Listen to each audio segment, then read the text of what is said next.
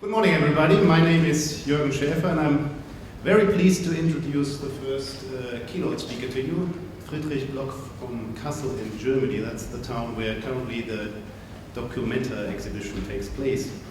And Friedrich really is a multifaceted person, I would say. First and foremost, in his main profession, he is the curator of the Brückner-Kühner Foundation in Kassel. And there he also is the director of the Kunsttempel Gallery. And that's, these two institutions are amazing institutions, not only for the cultural life in Kassel, but also, and this is important in our context, it's one of the few institutions that have been committed to promoting all sorts of experimental literature, including electronic literature, and has done this for, I think, more than 2 decades now, consistently. So there are not many other people in Germany, and probably beyond that, who did more to promote electronic literature or language art than Friedrich.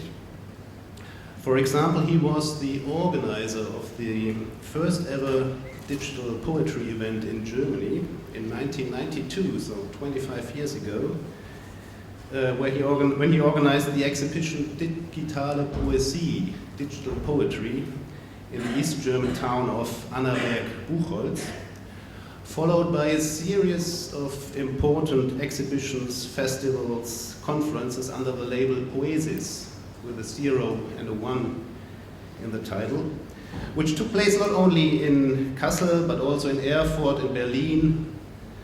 So some of you may remember the great show and conference at the National Gallery in Berlin in 2004, and even in Rio de Janeiro.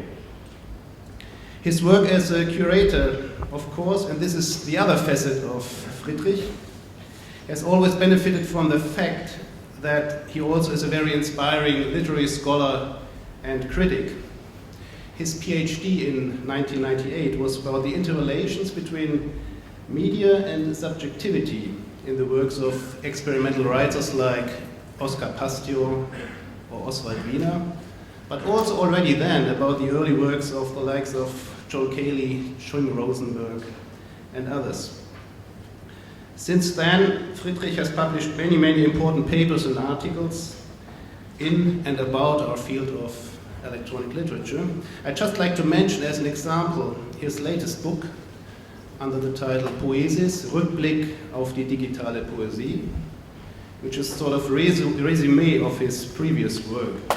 The subtitle of this book translates into English as Digital Poetry in Retrospect, and this is, at least in my reading, to be read ambivalently, as both a phenomenon that is part of a longer tradition, as is the focus of the affiliations panel of this conference, and as well as a phenomenon of the past, something that arguably, at least in the view of many critics, may have already crossed the peak.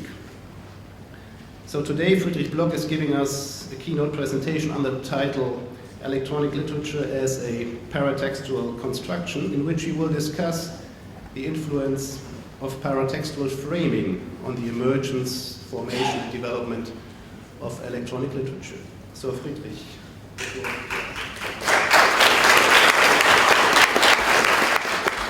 Thank you very much, Jürgen. I'm a bit ashamed, but I feel very much honored to speak to you right now at this place, and I want to thank the UFP and the ELO, and especially my friend Rui Torres for this great honor. And I hope I will not disappoint you too much. I underestimated the fog of Porto. That's why I'm a bit showered in front of you.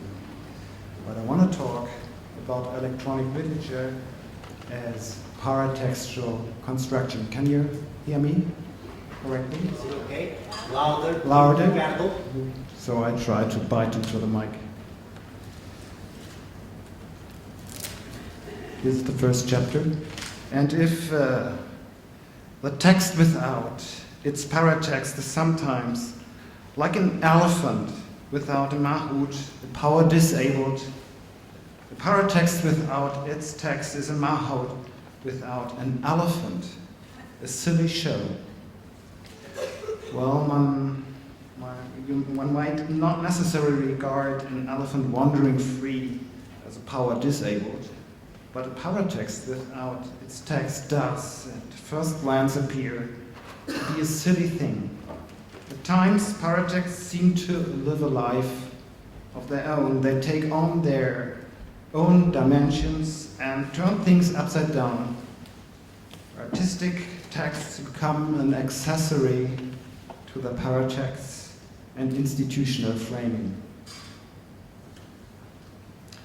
The following discussion aims to reflect on how the field of electronic literature and affiliated or related areas describe themselves paratextually. We will focus on paratext which address the field as a whole rather than individual works. Self-description is a crucial factor of electronic literature and related forms, especially in connection with strong institutional forms, as in the case of ELIT. I contend that there would be no electronic literature without self-description.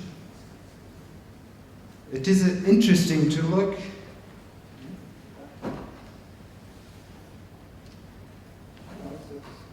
it's like that. So self-description is a crucial. It is interesting to look at self-description in ELIT not only within the framework of electronic literature, but also from the point of view of the history of ELIT and of digital, cyber, net, or computer literature or poetry. I will draw a line back to the roots in the late 1950s when artists began to experiment with computers in the context of poetic programs for the first time, and discursive texts were attached. Contextual and historical affiliations of self-description have influenced the identity of ELIT and have helped keep it flexible. My focus is on framing. Here the concept of self-description according to Niklas Luhmann's system theory is helpful. That is why the field of electronic literature is conceived as a social system of communication, although Bourdieu's field metaphor is far more appealing. Here it is regarded as a self-organizing system with interdependent factors such as communications, cognitions, agents in different roles and activity, messages in certain media formats, poetological programs, institutions, etc. Self-description occurs when a social system is described by the system itself. It is an operation by which systems generate their internal identity. By describing itself, a system creates a more or less flexible framework and its own specific environment. Luhmann is referring to meta-discourses from inside the art system, such as poetological paratexts, rather than aesthetic texts which adjust the system from outside, as from philosophy or scholarly research. Paratextual description and self-description is the perfect medium to place the question, what is ELIT? The complex identity of the system bearing this name is constructed by a multitude of themes and arguments.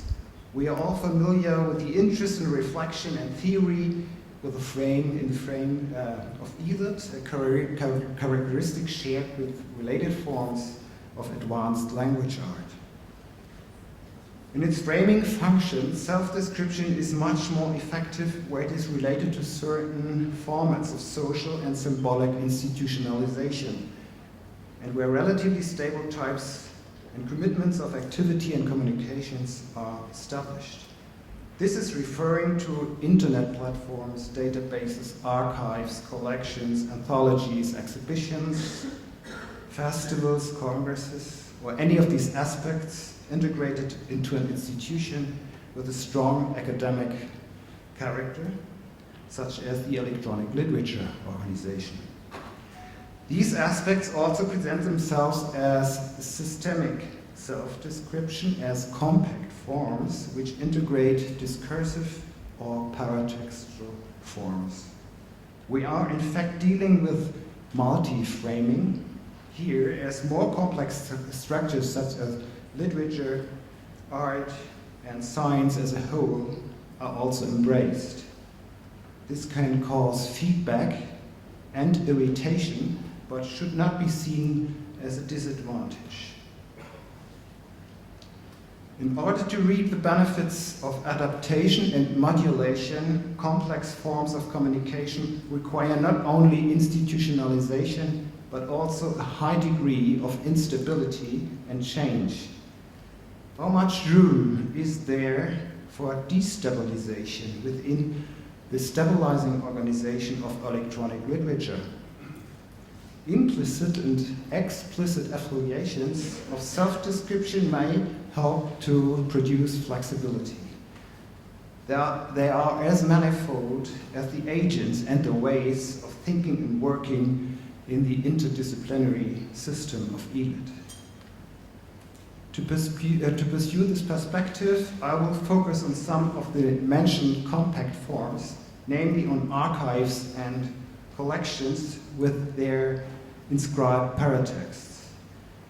These are paratexts which embrace the whole system and help to frame and create the identity of ELIT and its relatives, even though they may follow other goals. I also hope to highlight some of the ontological affiliations that can be found in ELIT self-description.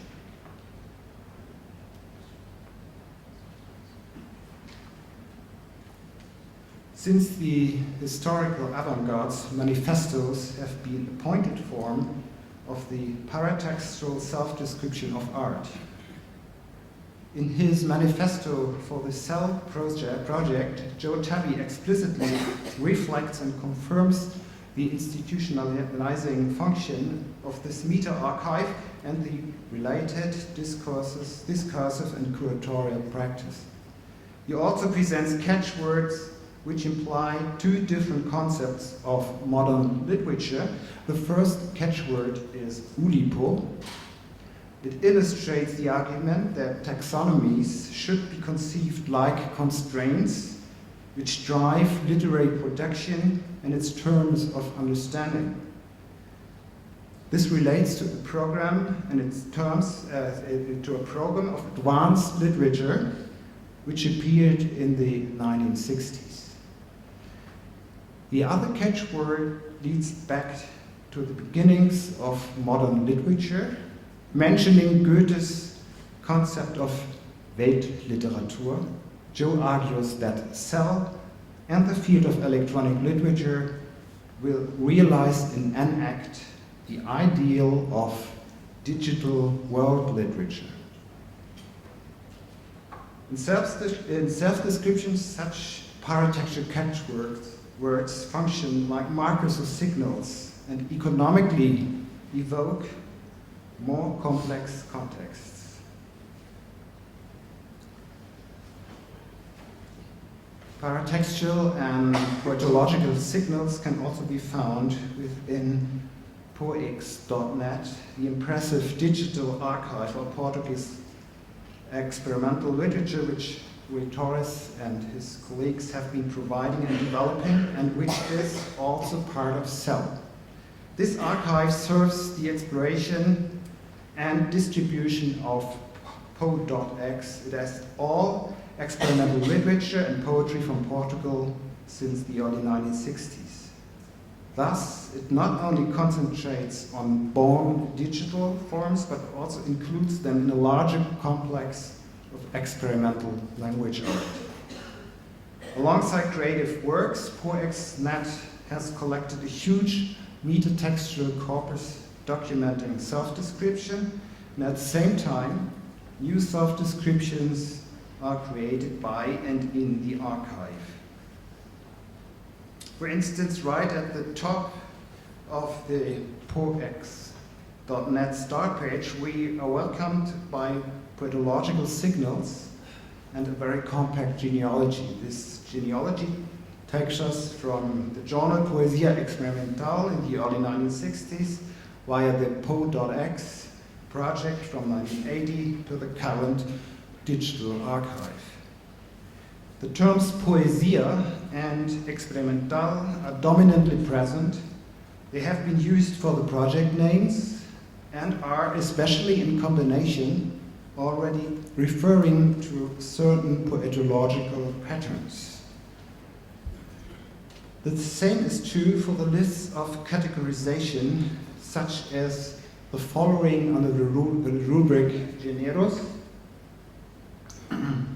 which lists form and genre terms in alphabetic order with short definitions. Such lists occur frequently. For example, in texts such as what is elit at eliterature.org or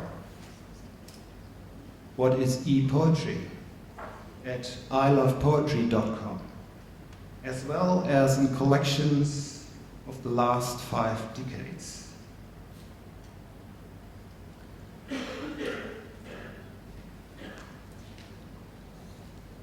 It is logical and remarkable that the poex.net list presents the category nearest to electronic literature, namely Poesia Digital, as part of a net of forms. This structure strongly recalls earlier lists, such as the categorization de Manifesto Position 1 du Mouvement International from 1963, which was published by Pierre Gagnier in his journal Les Lettres. This manifesto was signed by 25 artists from 16 countries, including Ernesto de Melo e Castro from Portugal, who later created the label po.x for the experimental literature of Portugal. This manifesto not only presents, as do the other lists, what Joe Tubby calls constraints with Ulipotian character, the manifesto also implicitly presents a manifestation of Goethe's concept of world literature and the self-description of a new experimental language art. While the above observations are selective, however, they provoke the following argument.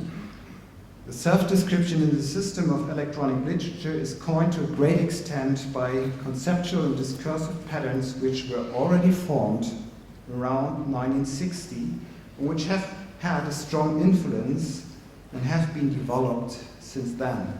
Or in other words, what we call electronic literature is developing to a great extent as an evolvement of the program of experimental language art. I've also encountered this in my curatorial practice.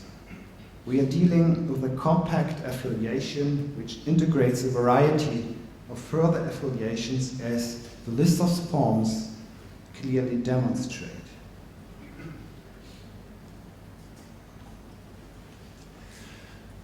The basic concept in the program of experimental language art is the reflexive artistic use of language and its conditions in media technology and culture. As far as the standalone or network computer is concerned, this concept is omnipresent in ELIT and its self-descriptions. This can be illustrated by the following, can be illustrated by looking at the paratext of some collections. Archives, databases, collections, or anthologies all focus on something which transcends the single work, namely a genre, field, or theme. But in contrast to archives which aim to access a corpus more or less completely, collections make aesthetic or often academically confirmed decisions. Traditionally, they focus on representing the best or the most characteristic examples of a field. They create identity within a multitude. This purpose is respectively followed by prefaces and other paratexts applied by the editors to orient their audience. Thus, programmatic arguments such as the artistic reflection of language in computational environments carry weight. This concept is prominently located in the editorial statement of the 3rd volume of the electronic literature collection. Again, the keyword experimental should be noted.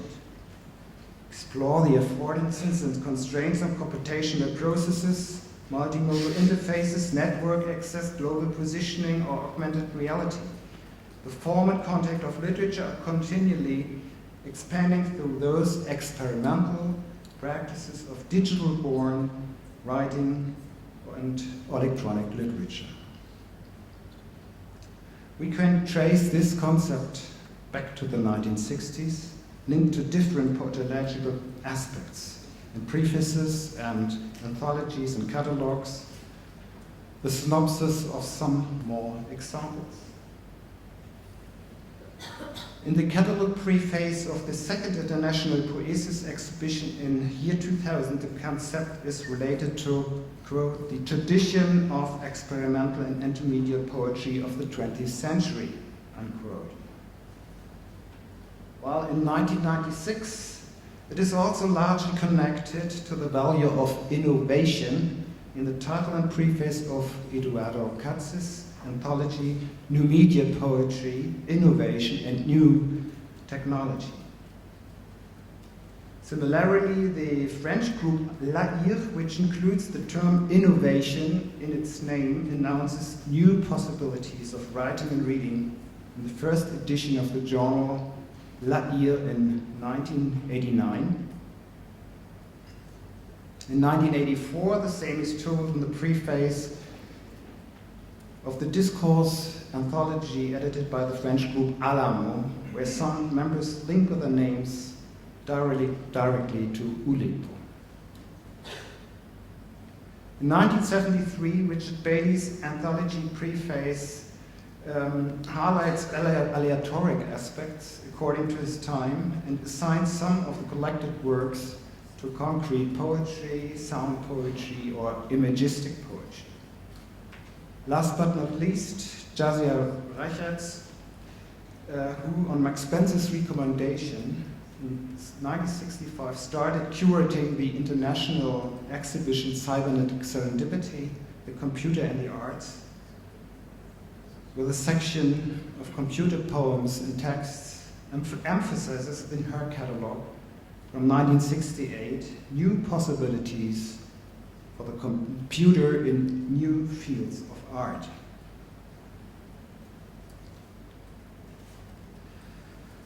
Alongside early poetic experiments on mainframes at that time, we also find self-descriptions in language art, which include a clear focus on cybernetic and computational methods. This could be seen in the Manifesto Position 1 du Mouvement International.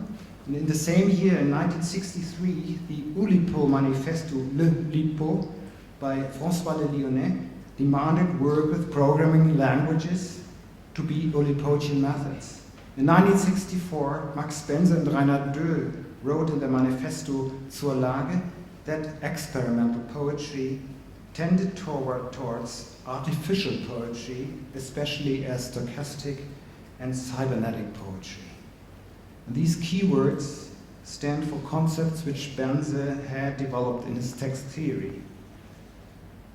And by the end of the 1950s, in this poetological context, Benze also inspired his student Theo Lutz to create a program for stochastic texts on the Z22 mainframe at the Technical University of Stuttgart. The notion experimental, which we encountered in poex.net and in the ELIC collection 3, became a programmatic concept around the same time. The idea that creative or poetic practice should be realized with principles of quasi-scientific experiments has been appeared ever since the writing of Novalis, the German poet in the early 19th century. However, the epochal turn around 1960 meant that the concept was then concretely formed to function as a poetic program. In my observation, this program is still under development and modulation, not least by or as electronic literature.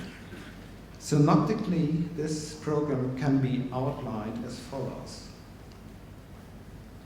Experimental means that we can rely on the openness of artistic functions and a variety of expectations, that a definite canon of themes, methods, and forms is not accepted, that possibilities of creation should be developed and realized by experimentation without fixed results.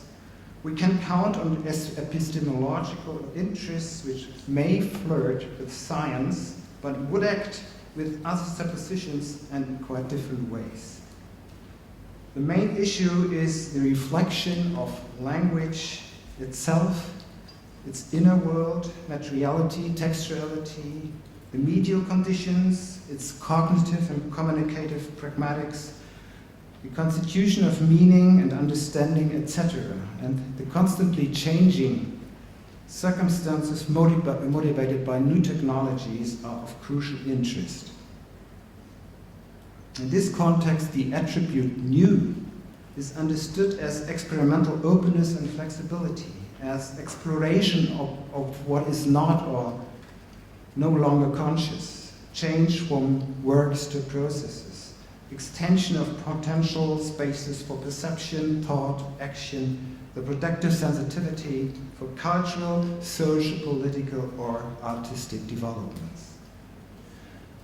We have to do with basic orientations and values which are mutually dependent and inscribe themselves into a poetological program such as electronic literature.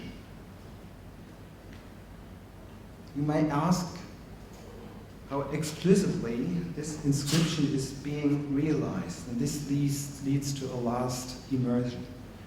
Aside from discursive arguments, we find short conceptual signals at prominent places within the frame of ELIT. So let us return to these highly economical paratextual forms. Here my focus is on the genre or system name, electronic literature, especially concerning its material form, and on the use of the notion poetry. In the taxonomies of the ELIT collections, we find poetry defined as one of 36 to 56 keywords, equally in both the first two collections. Writing native to the electronic environment is under continued construction, poiesis, by its creators and receivers. Works of electronic literature are poetic in this sense and are often constructed by strategies analogous to those found in experimental print poetry or cinema, as well as by strategies native to the digital environment. While this is such a basic, general, and in my view appropriate conception of poetry that one wonders why just a slim fourth of the collected works is related to this keyword poetry. Definition and situation have changed with the keywords of the third collection. Electronic poetry, or e-poetry, explores the poetics of language through forms that incorporate motion, algorithm generation, computation, sound, video, interaction, and other new media affordances. This has a much more specific and also a historic connotation. Here, nearly half of the works are related to poetry. With its syntactical form, electronic poetry is also nearer to electronic literature, as well as to all the names which connect literature or poetry with an attribute. This syntactical form of name electronic literature implies the general formula X literature or X poetry. And the program of experimental language art is paratextually signalized by this formula. We have already seen compact lists using this form where X specifies a vague meaning of poetry and literature, and this specification tends towards concept of experimental and self-reflection.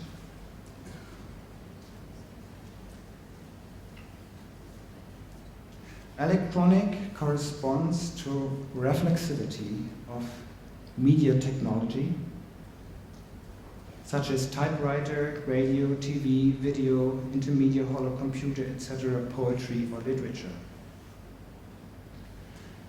And against this programmatic background, the use of the term poetry barks at its status as a subcategory of elite in the collections and elsewhere. The notion either functions non-hierarchically, as at poex.net, or it vertically irritates the set conditions. And compared to literature, the notion of poetry radicalizes the concept of language art, while connecting reflexivity with potentiality, poetry implies all kinds and phenomena of language art which may become systemically fixed.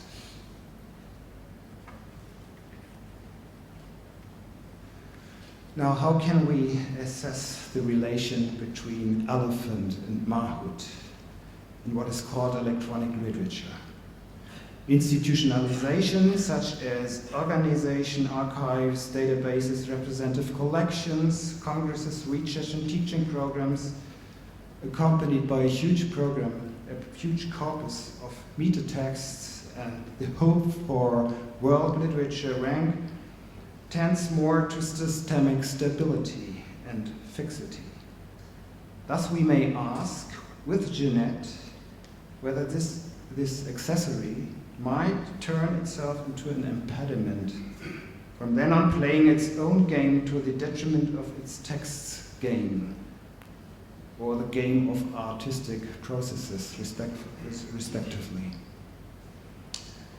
From the standpoint of the artistic process, this fixity can easily become flexible again, because these processes unfold a reality of their own, working crossways, even if being influenced by self-description and institutionalization. The same is valid for individual artists with a comprehensive spectrum of work, the type of artist who may temporarily and partially adopt herself to institutional structures to get advantages of attention, but remains relatively independent from these structures. As has been shown, electronic literature carries many contemporary and historical affiliations, including an open variety of experimental language art. And we will explore this in detail in the section of this conference and the whole conference. These affiliations ensure change and adaptability. Looking at poetry in the above-mentioned radical sense, electronic literature continues to form itself anew on the grounds of openness and potentiality, or in other words, electronic literature forms itself anew in the poetic medium of the non-formed.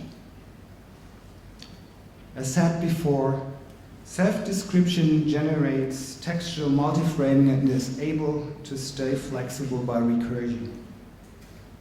Our discourse should not forget, as Jeanette warns, that it bears on a discourse that bears on a discourse, and that the meaning of its object depends on the object of this meaning, which is yet another meaning.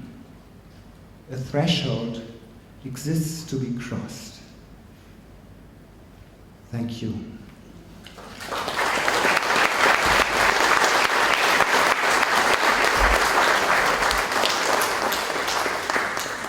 Thank you very much, Friedrich, for these inspiring reflections on ELIT as a paratextual construction, and especially for your historical contextualization of electronic literature in the context of experimental language art.